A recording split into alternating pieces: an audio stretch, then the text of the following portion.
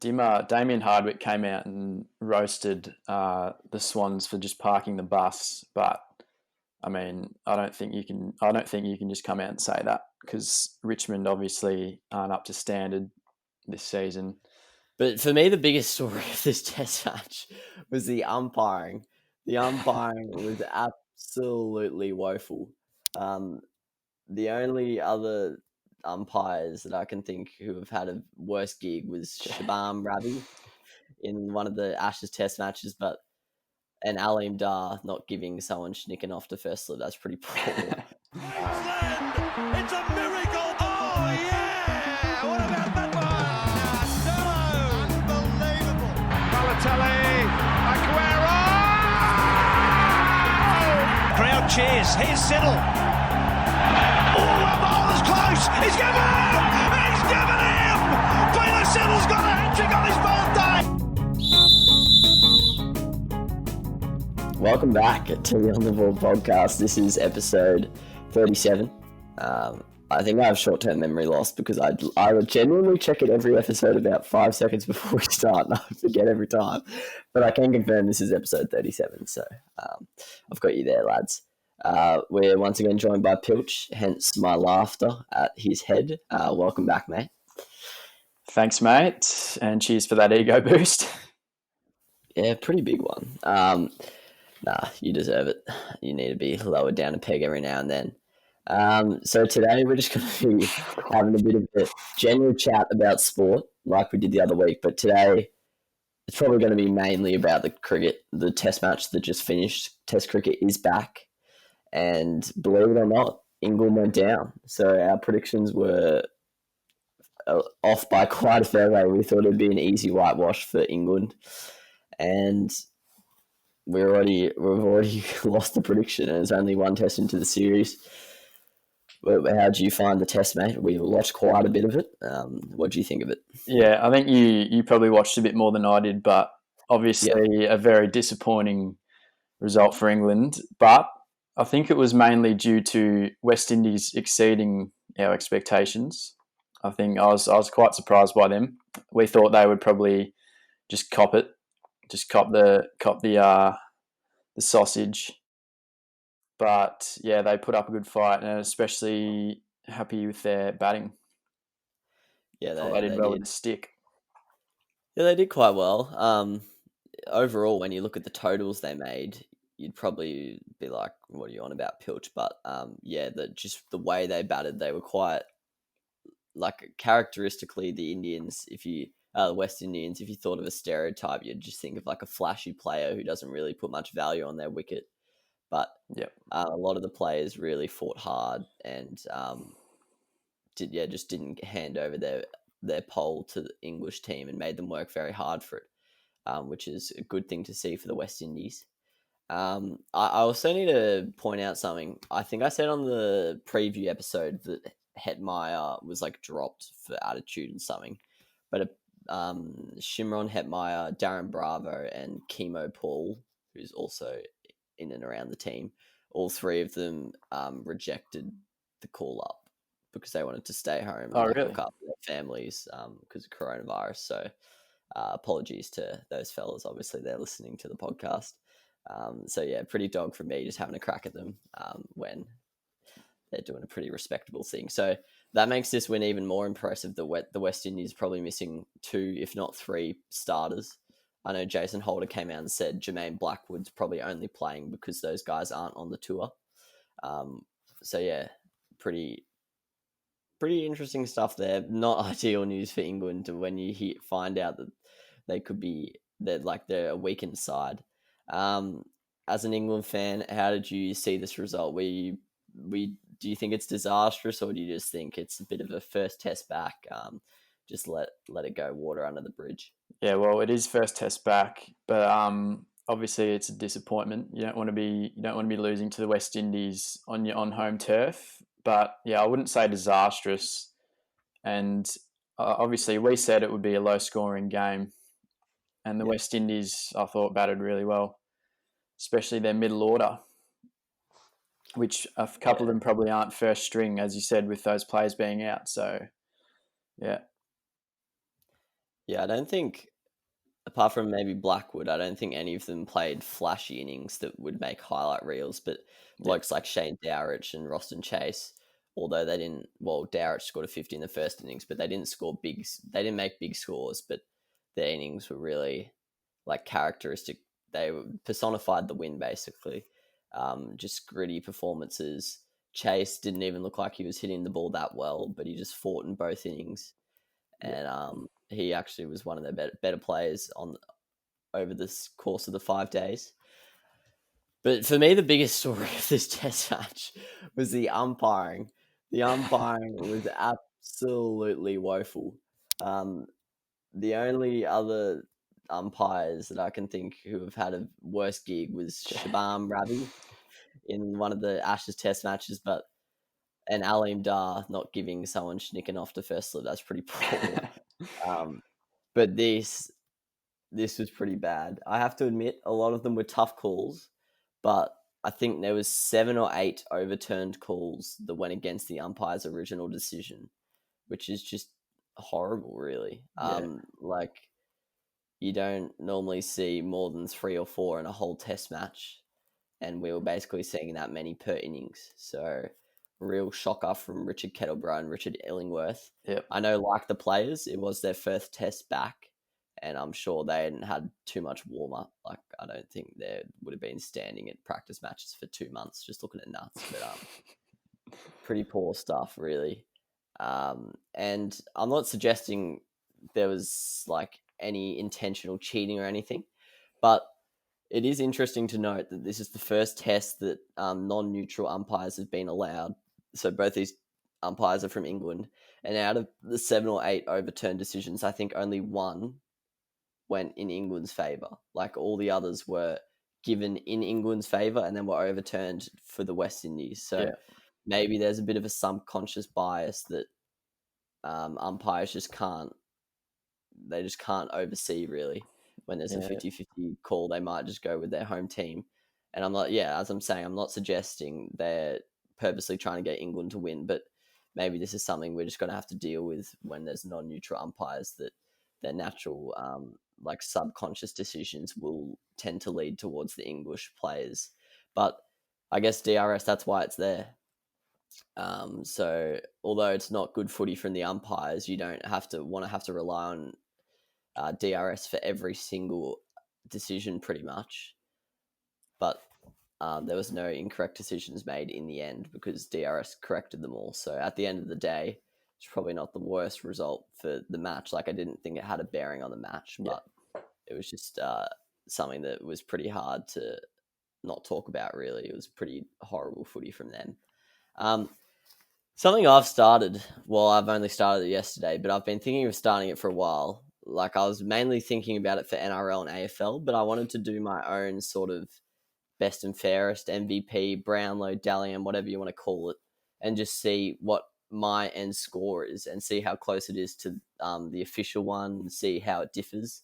And I just thought, like, you know what's stopping me from doing this for other sports as well? So I'm going to start doing this for just any sporting event that I watch. And this is the first one I've done it for. So I got you to send me your votes as well. We did a 5, 4, 3, 2, 1 because I think 3 is not enough people, if I'm honest. Like, why not have more if you can? Yep. For me, my 5 went to Jason Holder for his 6-fer. Although I think Shannon Gabriel took more wickets in the whole test match. He took 9 over the 2 innings. I don't know if Holder took a wicket in that second innings. He took 1. So he finished with 7 for the match, but I think his captaincy, and he did a little bit with a bat as well, didn't make too many runs, but that knock in the second innings, he only made, 14 not out, but Jermaine Blackwood started looking like he was getting a bit shaky, and it started looking like Ben Stokes was bowling really good areas and that they could have clutched up England and had a great test win.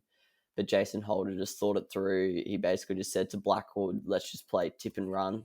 Let's just drop it into the gaps and run singles, and then England's going to panic, and that's exactly what happened. So although it's a 14 not out, it's not great. I think it was worth its weight in gold, really.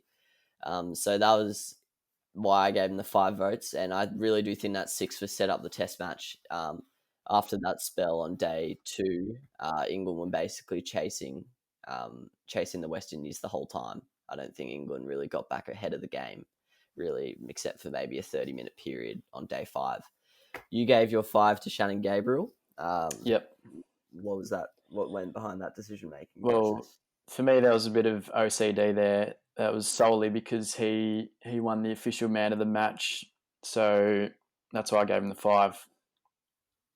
I'm sorry, mate. But to be fair, he took Yeah. 4 wickets in the first, 5 wickets in the second. So I can't really fault them giving him the man of the match. Like, it'd be pretty tough to argue otherwise. Yeah, no, I'll cop him getting the man of the match for you, but I don't cop that as a reason just because he got the official one. Otherwise, what would be the point of doing this thing? Otherwise, I'll just have the exact same Brownlow and Dally M or whatever. But yeah, It's like in the fair enough. in the showdowns, whoever wins the showdown medal gets the 3 votes on Brownlow night. Yeah, but it's probably like the same people deciding that. Yeah, probably is. Where it's like we have nothing to do with the geezers who've picked Shannon Gabriel there. But nah, to be fair, he was probably the outstanding bowler across the 5 days. Jason Holder, although he took 7 wickets for the match and was really influential, he really only had 1 spell, which tore England apart, where Gabriel, pretty much every spell he bowled, he looked like taking a wicket. So, Yep. Very fair there. We both went Jermaine Blackwood for the 4 votes. Yep. Pretty much solely for his second innings. Really steered the side home. Yep. He scored 95 out of 200, so you don't really have to say much else. Yeah, and he came in when they were looking. England were probably looking like winning at that stage, 3 for 30, and he steadied the ship, as he said. Yeah, he came in at 3 for 27, and left the party when they only needed 11 to win. And although it was a really bad shot, I was very disappointed that he didn't get his century. I think it was a match-winning innings. Yeah, and he deserved 100 for it. And he has something. He loves playing England. They were showing his top scores and stuff, and I think 4 of his top 5 are now against England. So really. I don't know if he's just played a limited amount of tests, and a lot of them have been against England, coincidentally. But maybe he's just got the wood over some of the bowlers. But yeah, he was really aggressive, showed really good intent, which I think a lot of batsmen lacked in this test. I think a lot of them got bogged down at the crease, especially in the England top order. And yeah, he really took on the game, ran really well as well. And yeah, just the aggressive intent he showed, similar to what a Stokes shows when he bats. It really just puts the opposition side on the back foot and puts a lot of the bowlers and the captain under a lot of pressure. So although he didn't get to that century, it was definitely a match-winning knock and would have arguably been deserved to get the man of the match award himself. So yeah, I think that's a no-brainer there. If he's getting anything less than a 3 voter from either of us, that would have been very stiff. Yeah. Jason Holder and Shannon Gabriel. So we've done the reversal there for number 3. No need to explain that. For the 2 voter, we've gone Roston Chase. Roston, he just did nothing outstanding, really. Just really solid all test match. He had 2 starts. He had a 47 and a 37. Both fairly slow, but he put in good partnerships in both innings.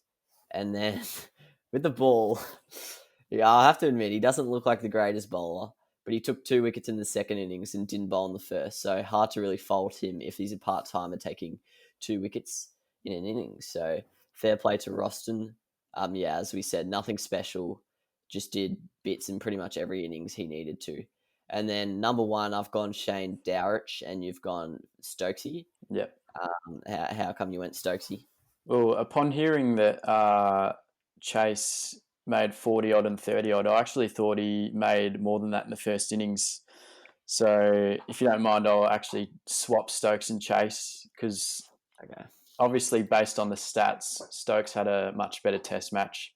The West Indies did win, but Stokesy took 4 for 40 and then 2 for 20 or 30 odd in the second innings and 2 40s, which helped the English inningses. He was by far England's best player. So yeah, I'll give him the 2 votes there. Yeah, fair enough. I didn't give Stokes a vote, but it is pretty stiff. He was definitely one of the best players over the course of the 5 days. But for me, Dowrich's impact, although he didn't score a huge score, he scored, what did he score in the first innings? 61, which is one of his highest scores in like 2 or 3 years. He's had a shocking time of it. But yeah, that's really impressive there. He struggled in England last time. He had an average of 4, I think, over the 3-match tour. Jeez. So this was really big for his confidence and really, really big for the West Indian team because they do bat deep, but there's no point if you're going to bat deep and all the batsmen are bad. So good for them that they have someone down at 7 or 8 who can perform when they need him to. And once again, similar to Chase, not an outstanding innings in the second innings, but he made 20 off 37 rocks. He was really struggling against Archer, like looked really uncomfortable. Yeah. Quite a few of the short ones, he turned his head away from it and could have gone anywhere, but he fought really hard as he did in the first innings. And so I think, once again, that 20 really helped steer the side home. I think he put on, how much did he put on? He put on 68 with Blackwood, so he only scored 20 of it, but he was there. He also did a lot of he did quite a few pep talks to Blackwood when he would try and size up Jimmy over his head or something. He'd go down to the other end, calm him down. So I don't think that impact can be understated. And he also had a good game with the gloves. I think he had five or six dismissals. So yeah, took a good catch down the leg side to dismiss Sibley. Yeah, but pretty stiff for Stokesy. Yeah, for me, definitely. Yeah, for me, just the fact that he was the captain in the losing side, he dropped a catch in the second innings. I think the way his 2 dismissals were pretty disappointing. I think he got himself out as opposed to the bowler getting him out. But yeah, bowled really well in that final innings. I did think it was going to be another Stokes moment of magic there for a second. But yeah, I have to say, England, they did enough to win this test match. They just didn't take their chances in the second innings. I think so. They ended up taking 6 wickets, but I reckon with all the chances added up, they could have had 11 or 12. Yeah. I think there was 4 drop catches maybe, and then Zach Crawley missed. Like, it's hard to say missing a run out because he didn't pick it up. So it's like, even if you picked it up, you probably wouldn't have hit the stumps. But it was a pretty clear cut chance. Yeah, I don't think he would have. I don't think he would have needed a direct hit because the bloke was halfway down the pitch. Butler was steaming into the stumps. But yeah, so that was a missed opportunity. And then Stokes tried to premeditate a cut shot at slip. He started running the other way and it was a fine edge and he got beaten by it. Yeah. Who else dropped catches? Rory Burns one went straight through his hands at gully, didn't even react. And who was the third? There was another one. Butler dropped one down the leg side. Oh yeah, that's right. I feel like Best might have dropped one off his own. Oh, I don't know. But yeah, I think there was another tough chance somewhere in there. And then, so that really cost them.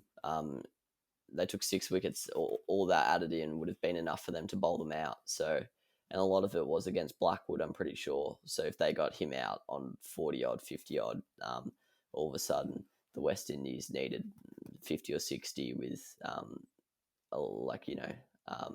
not so informed batsmen at the crease. So yeah, that's pretty much it in terms of the match overall. In terms of selection for the next test, where do you think England go from here, mate? Well, obviously it's the Joe Root coming in dilemma. I mean, I think we both want Denley to make way for Root, but you never know with the ECB. I mean, even though he made a 70, Crawley might come out, but hopefully it's Denley. And then obviously I'm hoping we bring in Broad as well, probably for Mark Wood, who might be a bit unlucky there, but Broad needs to play. It was evident by the way we bowled that we needed him in there. So 2 changes for me there. Yeah.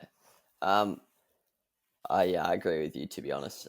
Not so much the Wood deserves to be dropped. I actually didn't mind Broad being left out, but I think for me, they left him out due to the fact that they're just going to rotate through that bowling group all summer or winter for us. So I think pretty much every test there's just going to be a bowler come out and a bowler come in. And I reckon this test I wouldn't be surprised if it was Mark Wood. unless Jimmy or Jofra have injury niggles that they want to, rest. Yeah. So yeah, I would sit out Wood for this one, and then maybe Jimmy the next one. Yeah. Because you don't want Jimmy bowling too much. But then again, Jofra is coming back from injury, so maybe they'll sit him out. But yeah, I think Brody should have a crack back in that bowling attack, and then the rest of it I'm pretty fine with. I don't think there'll be any other changes apart from Root coming in. I'm praying that it's Denley. Crawley made 72 or something. 70 something. Yeah, and good he innings. looked really good in it. Really good against the spin. Really confident in his footwork. When he went. He didn't really hit too many in between shots, and he really manipulated the field well. Yeah, which was good to see. He would have to bat at 3 because I think Root's going to bat at 4, so he might not be able to utilize those spin skills straight away anyway. But he is an opening batsman by trade, so yeah, I'm sure he'll be fine against the newer ball, against the faster bowling. And yeah, so I'm praying it's Denley, but yeah, as you said, we never really know with the England selection. It's pretty hard to predict. And then apart from that, once again, Butler, very disappointing in both innings. He dropped a catch as well, which was tough, but got to be taking that. But once again, they're not going to drop him, are they? Yeah. They love him. Yeah. So Folkesy's unlucky there. Yeah. And then in terms of the next test, we're looking at the 16th of July, so Thursday night. We're filming this on Tuesday, but it's coming out on the Thursday. So if you're listening to it on the day of upload, it'll be in a couple of hours probably. It's up at Manchester. Not really too sure what that means in terms of the pitch conditions. Also, I think the Southampton pitch was very good. I think it was fair to both bat and ball. A lot of the times, I love seeing green seamers and I love seeing teams get rolled for 100. But in terms of fairness of cricket, I do think that's pretty dog. And this one was, it was pretty fair cricket wicket, really, which is rare to see nowadays in international cricket. So, that's another thing I wanted to say. And I have to say our predictions are looking quite off. We've already got the series prediction wrong with the whitewash. We could still get England winning wrong. Kemar Roach, I think he only took like 2 wickets or something. Yeah. So we're looking in trouble there for West Indies top wicket taker. Shy Hope, he's already like 150 runs back or something. So looking in trouble there. Although he looked good when he batted in the first innings, he just doesn't look like he has the fight of the other batsmen. And then who do we back in for the England? It was Stokes. Oh, I backed Stokes. Yeah, I think you did as well. Yeah, so that's looking on the ball. And then on the ball, and then the bowlers. I don't even know what we did, but we'll do a review episode. I think I did. I think I said Archer. So I mean, none of our bowlers really had a blinder. Yeah, but I think Archer took a few in the second innings, so that one's a Best lot. Best could be a smoky. Depending on what the pitches are in the next 2 tests. Yeah. If there's a bit of a dry, dusty one, he could do bits in the second innings. He actually bowled really well. He impressed me a lot better than the other English spinning options, in my opinion. Yeah, definitely. That's pretty much it for the England West Indies series. Very much looking forward to that second test. Interested to see what England do with Root coming back in, and just interested to see how the England top order go, because there's quite a few players who don't have cemented spots down, really. Apart from Stokes and Pope, that whole top, and I guess Root, but everyone else is pretty much playing for their spot. So it'll be interesting to see. The squad should be coming out pretty soon, I'd say. It's usually 2 days before they release like a 14-man squad or 13-man squad, so we'll find out that. I'll tweet that if anything comes out, so go check us out on Twitter. Oh my God, I forgot again. I was going to do like a social media plug at the start of the episode, but I'll do it now anyway. If you don't already, follow us on Instagram. If you're listening, go watch it on YouTube, vice versa. Give us a rating and a review as well on the listening platforms, and give us a like on YouTube or comment. And also another thing, if anyone has any episode suggestions or just questions or anything, feel free to send them to me, because like I'm actually got one of the all-time response rates, which is really not a good thing, but I'll respond rapidly. So that's just that done. All right, so for the next part of this, I just wanted to have a bit of a chat. To be honest, there's not too many sports that we both watch intently. Given the fact that I watch the NRL, you don't. You watch the AFL. I try to, but I can't too much because of the NRL, and like I watch a lot of other rubbish sports like the UFC, F1, and stuff like that. But the AFL, I wanted to ask you some questions about it. Obviously, you've watched it a lot more than me. Yep. It seems very unpredictable this year. We're only into round 7 coming up this weekend, but why do you reckon it's so unpredictable this season? I don't know if it's rough so far, but what do you reckon?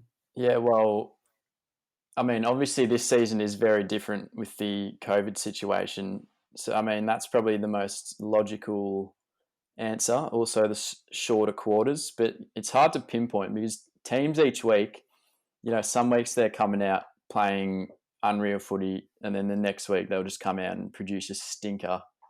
So, I mean, it could potentially be that some teams thrive with crowds. We know Richmond and Collingwood like a crowd, but yeah, it's hard really to know. It's not certainly isn't doing wonders for the sports bet, but yeah, I don't mind it though.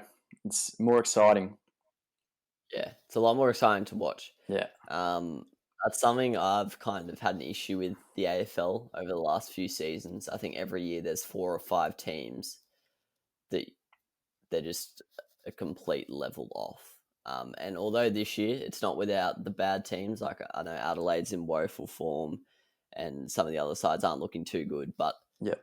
I just think in general the competition's a lot closer this year. I think the gap between maybe like 1 and 10 isn't that big. And even though Adelaide are bad, I think the gap from like 18 to 11 is not that big either. So all over that table, it's pretty tight. It is, yeah, especially in the middle, because you've got Yeah, and as you said, maybe the crowd is having an effect. You think it probably would do the opposite, where the better team would just win out no matter what, because there's no home ground advantage. But that's interesting to know. But yeah, I just think this is maybe a bit cynical of me, but I actually just think the standard's a bit worse this year. I don't know how you feel about this, and I know you support Port, who are up the top of the table, so you're probably a bit offended by this.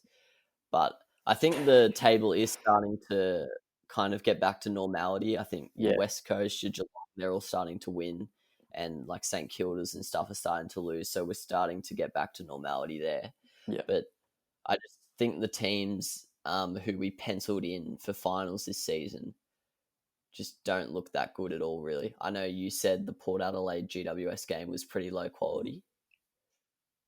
Yeah, you said they were missing lots of targets and stuff like that. Yeah. And I know you were saying Geelong Brisbane was also not ideal. Is that right? No, it was Tigers Swans. It was like 34 to 26. It was just it was shocking. Oh no, but you were saying Brisbane were really bad against Geelong or something, weren't you? Oh well, yeah, because obviously I thought Brisbane were premiership favourites after last week, and then they started really well, but then Geelong just got on top, and Brisbane, it sort of looked like they went into their shells a little bit and just copped it. So that was a bit surprising. But yeah, obviously Geelong are looking quite good now. Yeah, that Richmond game, I did hear a lot of people saying it was just rubbish. Yeah, Damien Hardwick came out and roasted the Swans for just parking the bus, but I mean, I don't think you can just come out and say that, because Richmond obviously aren't up to standard this season. And it was very wet though, to be fair. It was absolutely pissing down the entire match, but still. Yeah. No. Like it's not a bad thing at all, even if it's a bit lower quality and it just makes a closer competition. But I definitely think there's something to that. I don't think there's any teams that are going to dominate necessarily this year. Yeah. Like even Port, they're on top of the table. And if you, like, I know they're favourites for the minor premiership at the moment and maybe for the premiership overall. I don't know what that market is. But realistically, if you look at their performances, they've beaten 4 out of form teams. They lost to the Brisbane Lions, and then you said they won a pretty low quality game on the weekend. So yeah, maybe it's just a lower quality match. But once again, maybe it comes down to all the lockdown stuff. and maybe give it 2 or 3 weeks and we'll be, swallowing our words as like Collingwood and all that bounce back and look as good as ever. Yeah. Another thing to point out is it could be a motivational thing with some teams, because you see like players not even, especially for Richmond, not even going up to the hub. And I reckon if Richmond hadn't won 2 premierships out of the last 3, I think that might have been a little bit different. I reckon the players probably would have gone up there, but seeing as though they've won 2 premierships, and obviously the COVID's making this season seem a little less important to some teams potentially. So there could be something in that as well, which is a dog act, but yeah, but no, it's good to watch as a neutral, and I'm sure fans of the lower level teams, like I know Broadbent, who's a friend of the show, Carlton fan, he's very happy with the team being competitive so far this year. But yeah, it's just interesting to see. We'll have to watch that over the next few weeks. Yeah. That's pretty much all I've got to say today. Only a short one.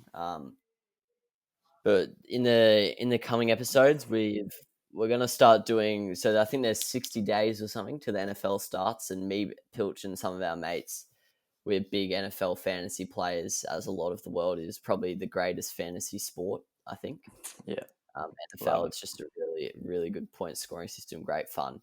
So I think over the next 6 weeks, I think we're going to do, or even more, 7 or 8 weeks, I think we're going to do an episode a week on an NFL fantasy position pretty much. Yep. We'll just have a conversation about that. Pilch will be joining me for all those episodes. We'll be joined by James Curtis, when we can.